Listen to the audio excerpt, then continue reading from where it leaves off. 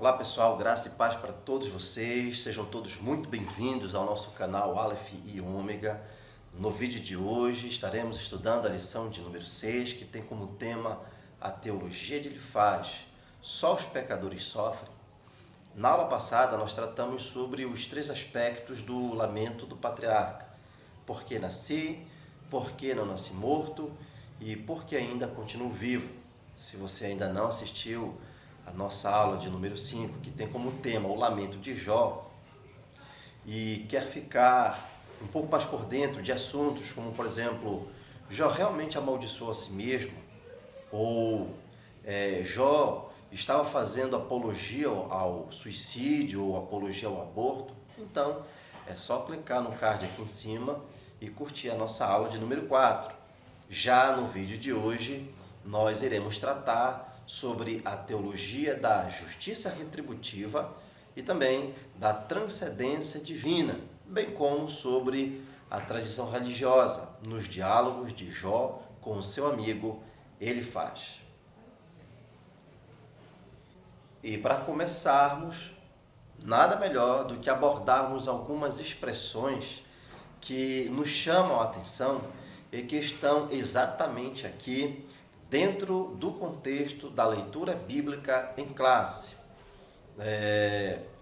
Na abertura de seu primeiro discurso, ele faz, um dos amigos de Jó, ele diz a seguinte frase: acaso já pereceu algum inocente?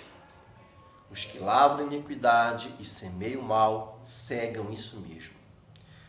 Essa é uma premissa teológica que os amigos de Jó vão defender incansavelmente durante todo o diálogo e também em que se basearão para acusá-lo.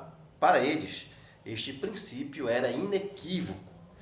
Esse também é o raciocínio pelo qual Jó questiona a justiça de Deus, pois ele também acreditava nesse princípio. E é até mesmo essa a lógica que Satanás usa para sentir-se tão seguro de suas acusações. Os versos 7 e 8 do capítulo 4 tratam do que é descrito como o princípio da retribuição. Essa crença, o conceito, levou os amigos de Jó a crer que se alguém estava prosperando, era uma recompensa por sua justiça. E se alguém estava sofrendo, era castigo por sua injustiça. Essa é uma verdade que não pode ser negada. Mas seria Jó culpado a ponto de ser retribuído com isso, ou seja, com todo esse sofrimento? Bom, ele faz, por meio de duas perguntas retóricas, destaca a lei da retribuição. Ele sustenta a sua crença apelando à sua experiência e a lei moral da colheita segundo a semeadura. Com essas observações, ele deduz sua lei do pecado e do sofrimento, e ele presume que essa lei deve governar universalmente a história humana. Sua pergunta subentende uma regra universal e que precipita a questão. Elifaz, no entanto, vai longe demais. Ele não podia imaginar um único exemplo de sofrimento sem causa e alega que nunca observou uma única exceção sequer a essa regra. Infelizmente, o método de Elifaz de arquitetar a doutrina da providência é falível, pois a verdadeira teologia descansa sobre a autoridade da revelação divina, não sobre limitadas observações humanas e especulações. O conceito teológico de que os justos não perecerão e que os ímpios serão castigados é certo do ponto de vista da eternidade, ou seja, na vida pós-túmulo. Aqui na terra pode muito bem acontecer o contrário, ou seja, os justos sofrerem e os injustos prosperarem. Então, podemos concluir que é verdade que quem semeia iniquidade colhe castigo, de modo que Elifaz não estava totalmente errado, ele estava parcialmente certo. O errado é afirmar que todo sofrimento é resultado de pecado semeado. Bom, não se esqueça que o livro de Jó tem uma estrutura literária formada por um prólogo em prosa, um corpo em poesia e um epílogo também em prosa. O prólogo em prosa já ficou para trás. E desde a aula passada, começamos a trilhar pelo corpo poético do livro, o qual divide-se em 3 partes. Na primeira parte, não se esqueça, Jó fala com seus 3 amigos.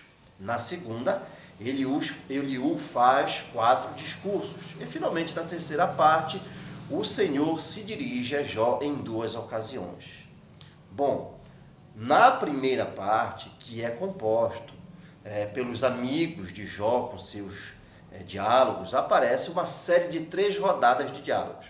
A primeira rodada desses diálogos começou com o lamento de Jó no capítulo 3.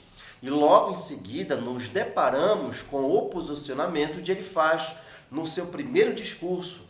Mas a pergunta é, quem era Elifaz? Bom, Elifaz é o primeiro e mais proeminente dos 3 amigos de Jó, que vieram de longe, muito longe, quando souberam de suas tribulações.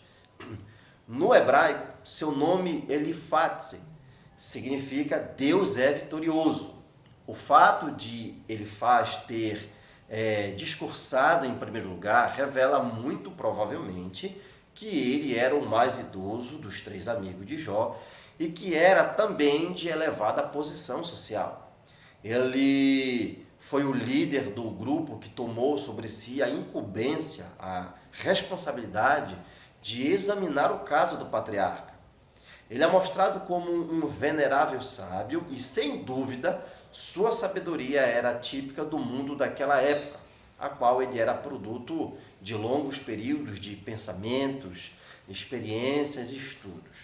Além de sua amizade com Jó, uma outra coisa que de Elifaz sabemos é a sua procedência. Ele era originário de Temã e talvez fosse até mesmo o regente dessa cidade.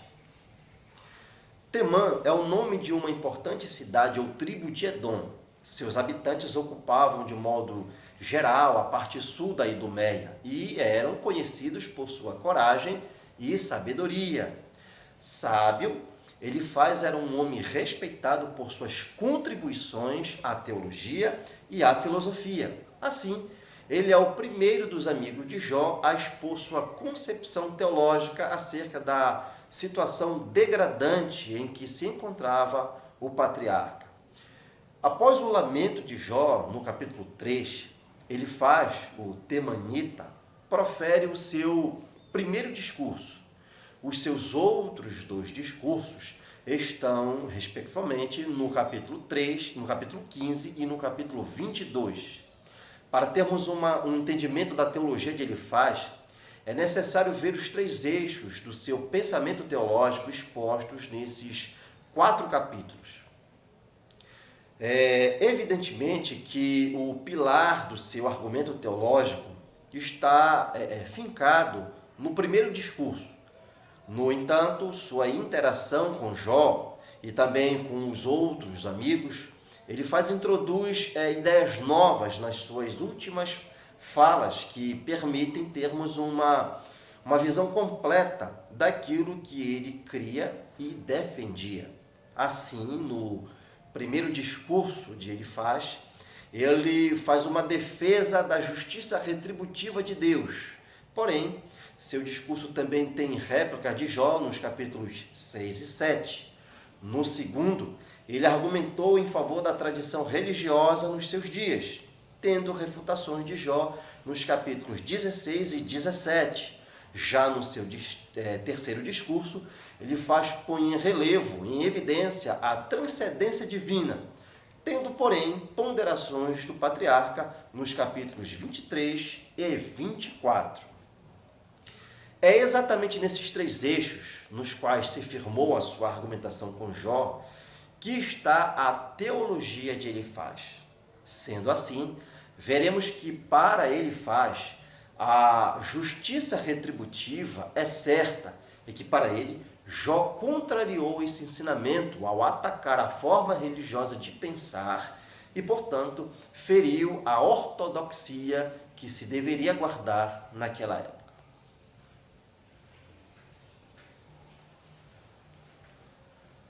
Muito bem, os amigos de Jó, além da cortesia e simpatia orientais, ficaram quietos até que Jó quebrasse o silêncio. Até porque, como já falamos na aula passada, falar antes da pessoa enlutada era considerado, naquela época e cultura, uma atitude de mau gosto. Então, depois de 7 dias, ele faz, por ser presumivelmente o mais velho e, portanto, o mais sábio dos 3, sente-se no dever de falar em resposta ao lamento em que Jó mostrou sua incapacidade de aceitar seu destino com serenidade e paciência. Ele foi um pouco mais cortês com Jó do que seus outros 2 amigos. Ele pregou o que se chama a lei da moral da colheita segundo a semeadura. Isso, como é claro, é uma das respostas para o problema do mal ou do sofrimento, mas não a única. Para eles, os ímpios recebem aquilo que semeiam, mas o livro de Jó trata de um tema muito mais profundo, que é porque os inocentes sofrem.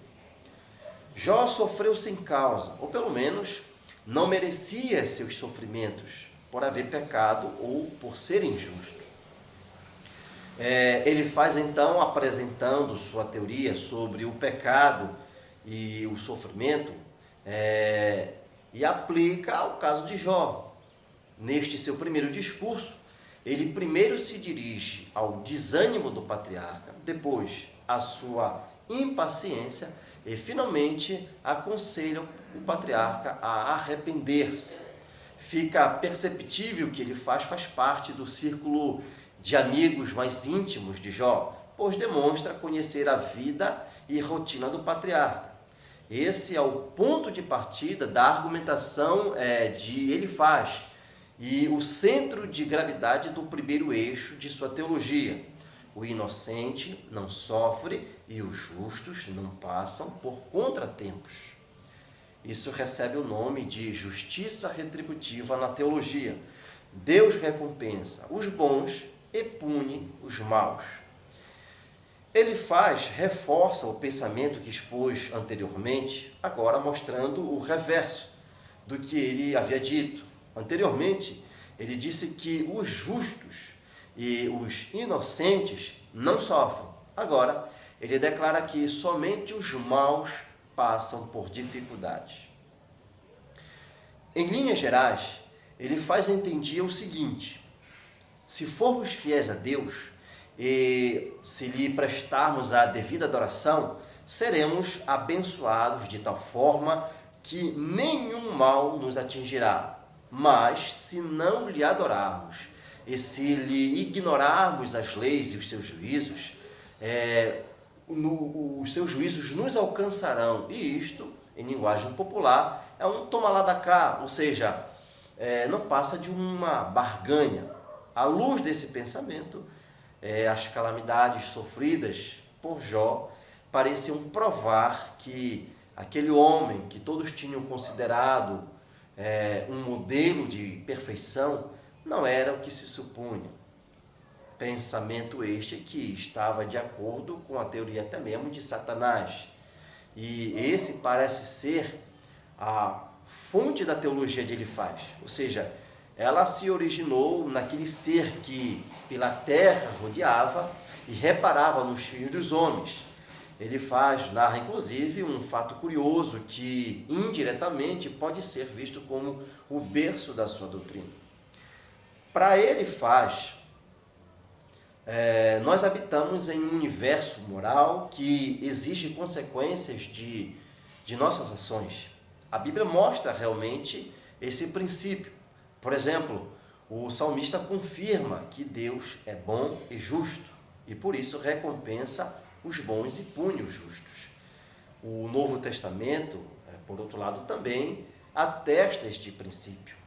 Porém, induzido pelo erro, ele faz concluir apenas que os que desagradam a Deus sofrem. Portanto, ele defende que o pecado sempre produz consequências, mas que somente os pecadores pagam por isso. E se Jó estava sofrendo, logo, contra Deus, ele pecou. Ele ultrapassa todos os limites do bom senso, pois chega a tratar o patriarca de injusto e louco. Assim, segundo ele cabia a Jó, então, assumir a responsabilidade moral de seu pecado. Jó havia compartilhado dessa mesma doutrina há um tempo atrás, mas a sua terrível experiência o fez mudar de opinião. É por isso que, em sua defesa, Jó se contrapõe à teologia que ele faz. Não estava de todo errado, mas equivocou-se quando pensava que esse pressuposto era o único existente. Desconhecer por acaso a história de Abel, ou o drama vivido por Enoque, e que por 300 anos proferiu num mundo em que nada diferia do inferno? Ou por acaso ignorava o fato de o patriarca Noé haver construído a arca sob os impropérios de uma geração que se achava completamente tomada pela corrupção e pela violência? Registra a história sagrada que homens, dos quais o mundo não era digno, acabaram singularmente perecendo. Ele encontrava-se muito distante da justiça divina. Lemos nos Salmos que muitas são as aflições dos justos, mas o Senhor o livra de todas. O próprio Cristo alertou-nos de que no mundo teremos aflições. Na sua primeira resposta Jó diz que a sua situação havia se tornado um fardo muito pesado. Por isso, se tornou um homem angustiado. O termo hebraico aqui, kaás, traduzido como angústia, tem o senso de irritação ou frustração. Jó que aqui afirma que sua irritação ou frustração o leva a falar impetuosamente. Ele havia dito que o Todo-Poderoso era quem estava disciplinando Jó. De fato, Jó via como se as flechas enviadas por Deus tivessem sido encravadas nele. Jó conhecia Deus como a causa primária de todas as coisas. Se algo aconteceu, é porque ele causou ou permitiu. Contudo, ele desconhecia as causas secundárias que agiam nos bastidores. Nem tudo era ação divina de Deus, né? O diabo estava na trama. Por ignorar esses fatos, o patriarca acreditava que o veneno que sorvia vinha das flechas atiradas por Deus. Jó deixou de lado, então, os seus amigos, que não compreendiam o que estava ocorrendo, o que estava acontecendo, e passou, então, a clamar a Deus.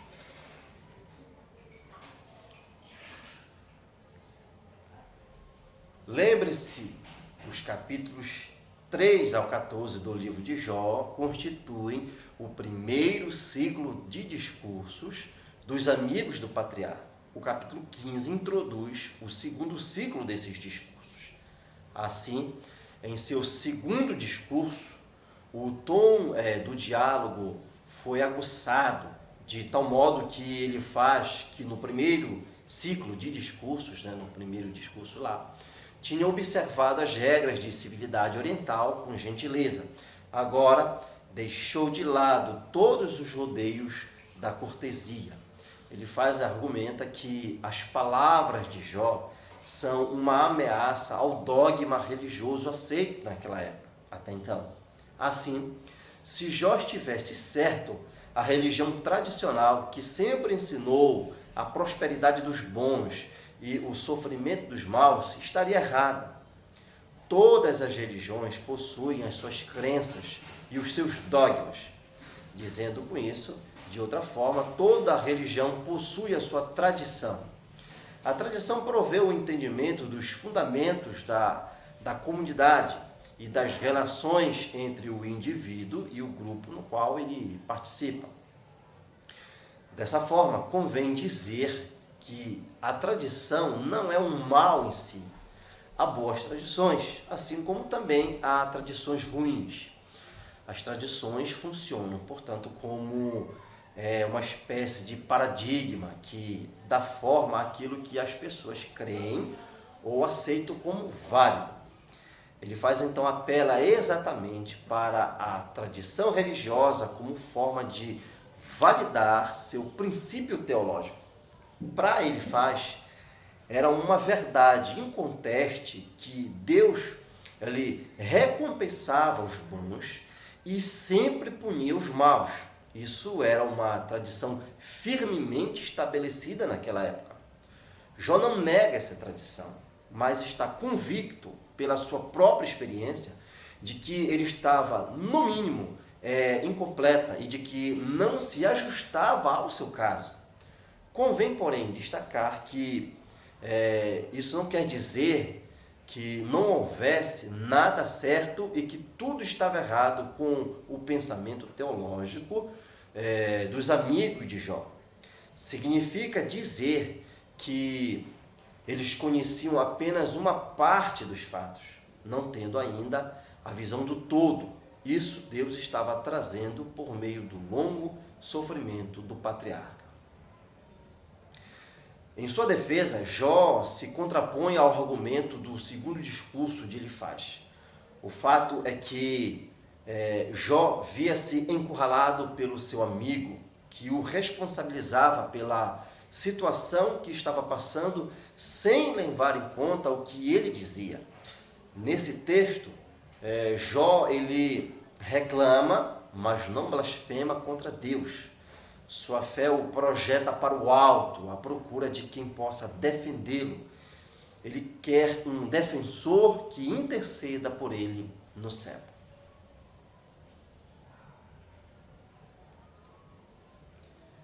No seu terceiro discurso, Elifaz expõe uma defesa da transcendência de Deus.